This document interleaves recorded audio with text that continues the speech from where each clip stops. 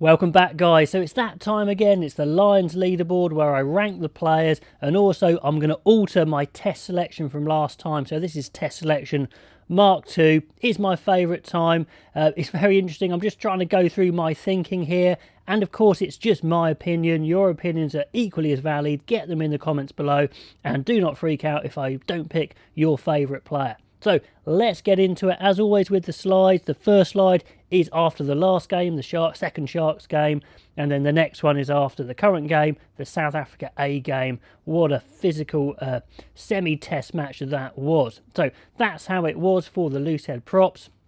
This is how it is now.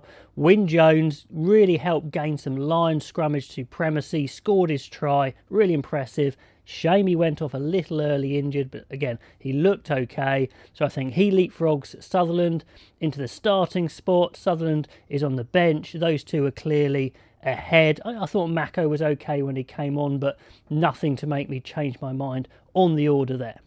Right, hooker-wise, this is how I had it before, so after the Sharks game, with Cowan-Dickie actually the most eye-catching performance for me, then George, then Owens, but it was incredibly close.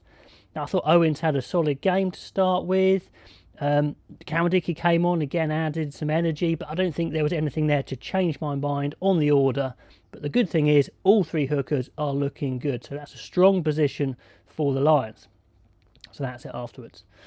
So before with tight head prop is like this, then afterwards is no change. Sinclair I thought actually did really well, matched Kits off in the scrum, some nice passes, wasn't his biggest game, but he certainly held his own, and I think that was the big test for him.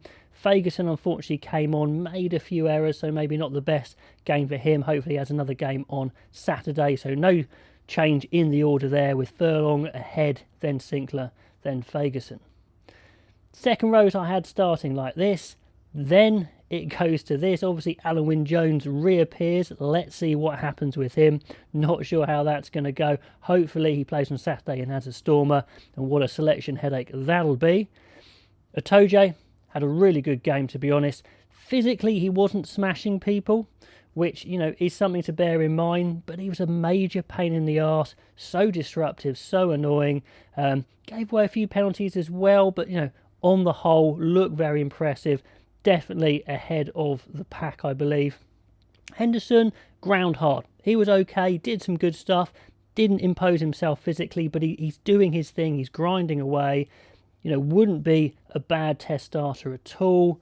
But then Beard came on and really caught the eye. His extra size, his extra physicality, and he really disrupted as well.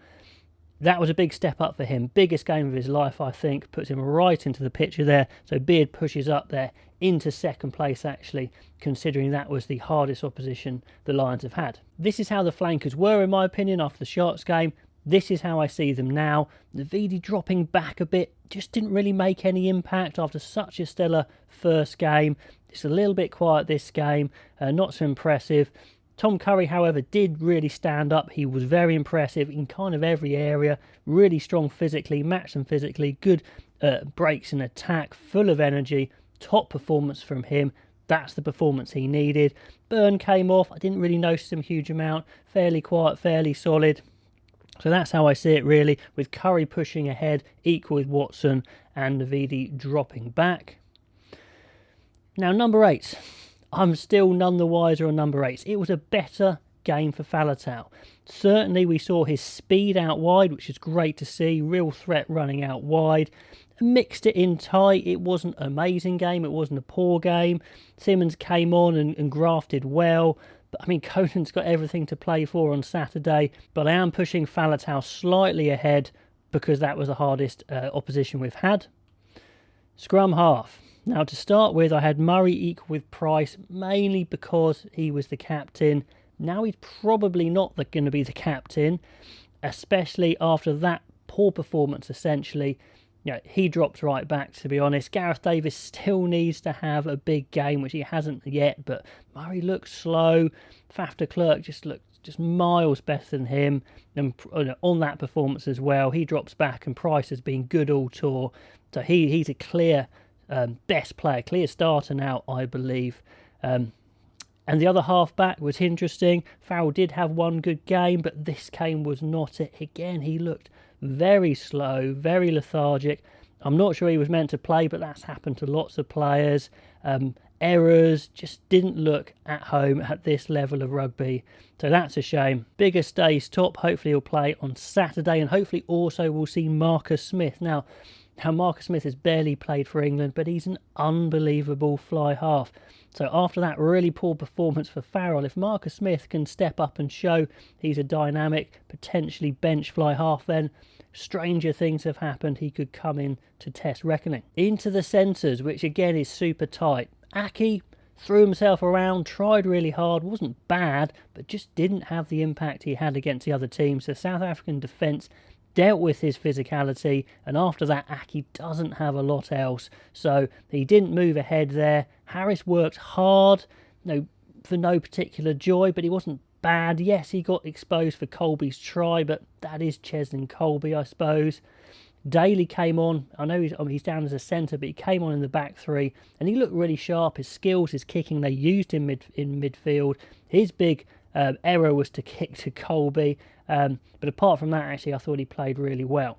So I'll push Daly ahead slightly. We really need to see Henshaw on Saturday. We maybe could do with Henshaw, to be honest, in this test side. We just haven't seen him.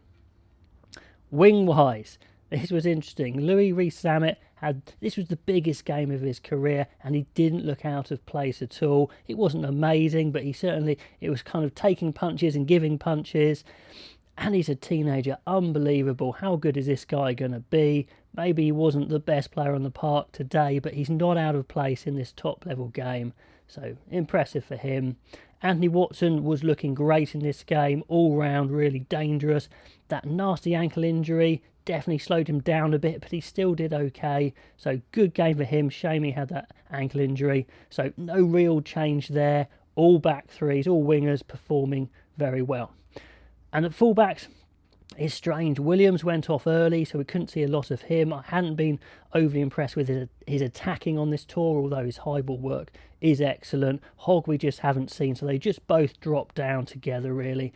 Hogg really needs to play on Saturday. So here's my test selection, Mk2. I'm sure it will change again, but here's my thinking. Wyn Jones starting at loose head. Him and Sutherland very close for that loose head, but after that performance against South Africa A team, Wyn Jones definitely starting now. Hookers are close. You could start Owens, you could start George, but I still have George slightly ahead with Cowan-Dickie to come on. I think that's a good combo. Or you could have Owen starting, Cowan-Dickie to come on. Either way. And I think on my lineup, George would have to captain as well. Maybe you can make an argument this is why Alan Wyn-Jones needs to be back in the team for some extra leadership. That's a decent argument. Furlong, of course, at tight head, and then we've got Sinclair to come on. I thought Sinclair has got into that reserve spot fairly well. Into the second row, making a change here. Bolter, Beard. I'm starting Beard. It looks like we need the extra physical edge. Him and Itoje could really make a mess of the South African maul and line out, so I'm going to start Beard for now. And in the flanker slots, Curry and Watson are too good not to both play. So Curry goes 6, Watson goes 7. I know it's a toss-up for 8, but with those two, 6 and 7, I think you need Faletau in there. Bit of extra size, also that line-out option as well. So Harsh on, Conan, Simmons. Simmons I'm sticking on with on the bench, but it's 50-50 with Conan. If Conan has a big game, I'd maybe put him on the bench. Let me know who you'd have. Halfbacks, like I mentioned before, Price I think now is clearly the best 9. Bigger, still the best 10. After that performance from Farrell, I can't even put him on the bench, I'm afraid. Smith comes in on the bench. He's a great player, but let's see what he does on Saturday. Centres-wise, it's a real headache. We saw how they coped so easily with Aki's power, so he's out for now. Harris and Daly have been the best two centres, so I'm playing them both. Harris played at 12 the other day and looked pretty decent, so he goes 12, Daly 13.